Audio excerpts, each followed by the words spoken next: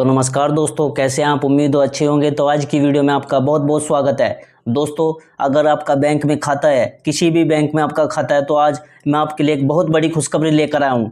जी हाँ, 8 ऐसे बैंकों ने एक बहुत बड़ी खुशखबरी दी है अपने बैंक ग्राहकों के लिए। जी हाँ, अगर आपका SBI में खाता है, PNB में खाता है, bank of Baroda, union bank, सभी बैंक खातों में ने एक बहुत बड़ी खुशखबरी दी है अपने ग्राहकों को लेकर। जी हाँ, और वो बड़ी खुशखबरी है मिनिमम बैलेंस को लेकर। जी हाँ, अब आपको अपने बैंक खाते में मिनिमम बैलेंस नहीं रखना होगा।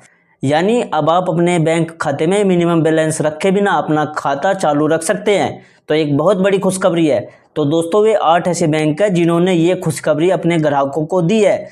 तो आज मैं उन 8 बैंकों के बारे में बताऊंगा। ठीक है, तो वीडियो ध्यान से देखना कि कहीं आपका बैंक भी मिनिमम बैलेंस रख रहा है या नहीं रख रहा। तो ठीक है, तो चलिए जानते हैं पूरी जानकारी। दोस्तों, ये मिनिमम बैलेंस क्या होता है ये भी आपको पूरी डिटेल में समझाऊंगा और ये रखना क्यों ज़रूरी है। ठीक है, तो चलिए जानते हैं पूरी जानकारी वीडियो में। देखिए, सबसे पहले हम जानेंगे कि मिनिमम बैलेंस होता क्या है।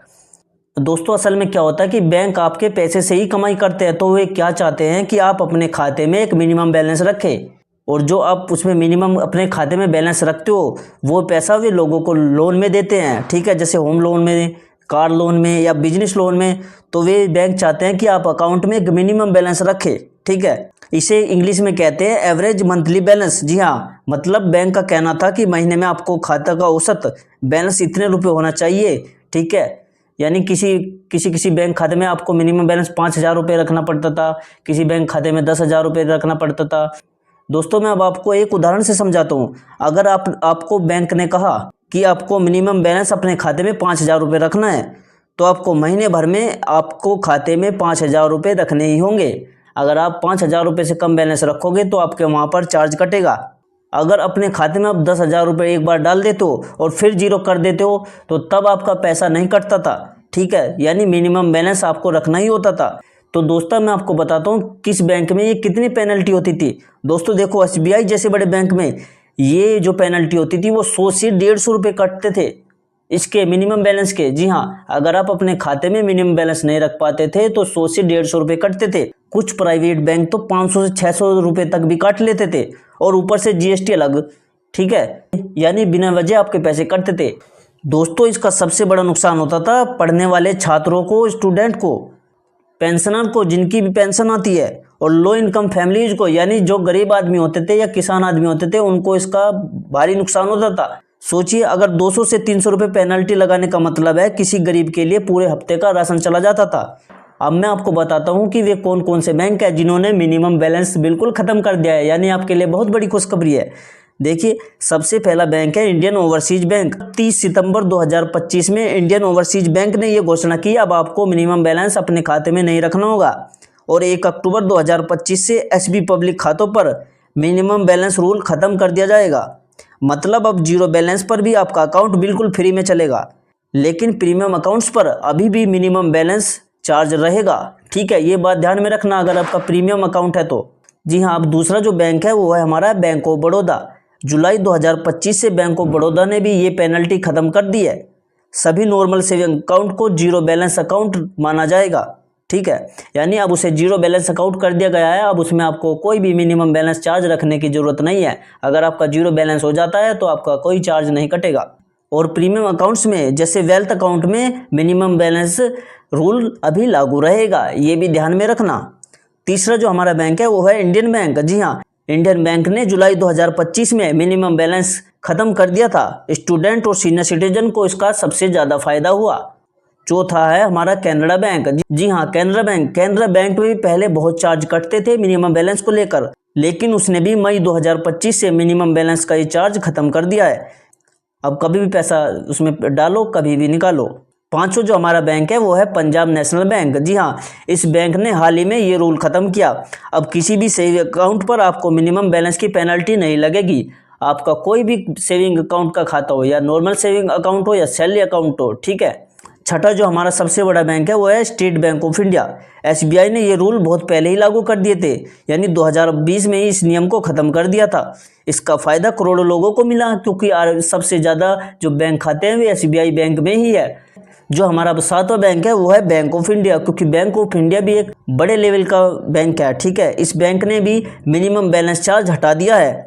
बैंक ऑफ इंडिया का तो ये भी कहना है कि ग्राहकों का भरोसा पहले हमें चाहिए, हमें कुछ नहीं चाहिए, पहले ग्राहकों का भरोसा बढ़ाना हमारी प्राथमिकता है। इसलिए हम भी अपना मिनिमम बैलेंस चार्ज खत्म कर रहे हैं सैलरी अकाउंट में या सेविंग अकाउंट में या नॉर्मल सेविंग अकाउंट में। ठीक है, आठवां जो हमारा बैंक है वो है यूनियन बैंक ऑफ इंडिया।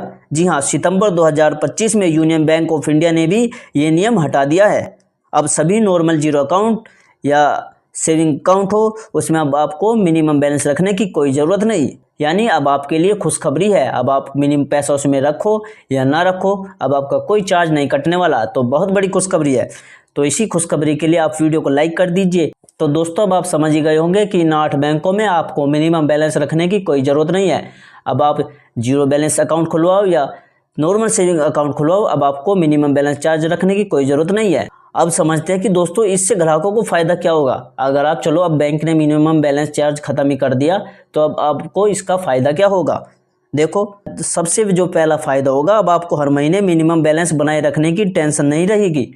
यानी अब आपको खाते में आपको पैसा देखने की ज़रूरत नहीं है कि भैया मेरे बैंक में 5,000 रुपये है या नहीं। दूसरा सबसे बड़ा जो फ़ायदा होगा वो स्टूडेंट को होगा, और जो पेंशनर्स है यानी जिनकी पेंशन आती है उन्हें भी इसका फ़ायदा मिलेगा, क्योंकि वे भी अपना अकाउंट चला पाएंगे। अब आपको पेनल्टी भी चार्ज नहीं देना पड़ेगा, सालाना हज़ारों रुपये आपके बचेंगे। ठीक है, उदाहरण के लिए मान लीजिए एक छात्र के अकाउंट में 1,000 रुपये पड़े हैं, पहले उसे मिनिमम बैलेंस ना रखने पर 200 रुपये पेनल्टी लगती थी। अब वो 200 बच जाएंगे जिन्हें वे अपनी किताबों या अपने खर्चों में यूज कर सकता है। यानी ये फैसला गरीब और मिडिल क्लास फैमिली के लिए एक बहुत बड़ी राहत है। ठीक है, तो यानी आप सभी के लिए बहुत बड़ी खुशखबरी है। तो अगर बैंक ने ये नियम लागू कर दिए हैं तो क्या इनमें आप बैंकों की कोई शर्तें भी होगी? जी हाँ, थोड़ी सी बात आपको ध्यान में रखनी होगी जो मैं आपको बताता हूँ। देखो, अगर आपका प्रीमियम या स्पेशल अकाउंट है जैसे प्रिविलेज, HNI, NRI अकाउंट्स पर मिनिमम बैलेंस रूल अभी भी लागू रहेगा। यानी जो ये मैंने आपको अकाउंट्स बताए यानी प्रीमियम जो अकाउंट्स है उन पर मिनिमम बैलेंस चार्ज अभी ख़त्म नहीं हुआ है, उनमें मिनिमम बैलेंस रखना पड़ेगा। दोस्तों अगर आपका जीरो बैलेंस अकाउंट है तो उसमें आपको ट्रांजैक्शन पर लिमिट मिल सकती है, यानी अब आप उसमें 50,000 से ज़्यादा या 1 लाख से ज़्यादा ट्रांजैक्शन नहीं कर पाओगे। तीसरी शर्त जो बैंकों की है वो है कि अगर आप ओवरड्राफ्ट यानी एक्स्ट्रा सुविधा लेते हो तो अलग से चार्ज लग सकता है, लेकिन नॉर्मल सेविंग अकाउंट होल्डर्स को बिल्कुल भी डरने की ज़रूरत नहीं है, क्योंकि इनमें आपको मिनिमम बैलेंस बिल्कुल भी नहीं रखना है। ठीक है, यानी अब गरीब आदमी या गरीब पेंशनर्स या ग्रामीण लोग अब आसानी से अपना खाता चला पाएंगे। तो दोस्तों ये आपको बैंक का अपडेट कैसा लगा हमें वीडियो के कमेंट में ज़रूर बताना। तो दोस्तों क्या आपको लगता है कि बैंक ने क्या ये सही किया या गलत, ये भी हमें ज़रूर बताना वीडियो में। और वीडियो आप हमारी कहाँ से देख रहे हो, उस राज्य का या उस शहर का नाम कमेंट में ज़रूर लिख देना। और अगली वीडियो में मिलते हैं, तब तक के लिए जय हिंद जय भारत। ऐसी वीडियो देखने के लिए हमारे चैनल को सब्सक्राइब कर लो। ठीक है।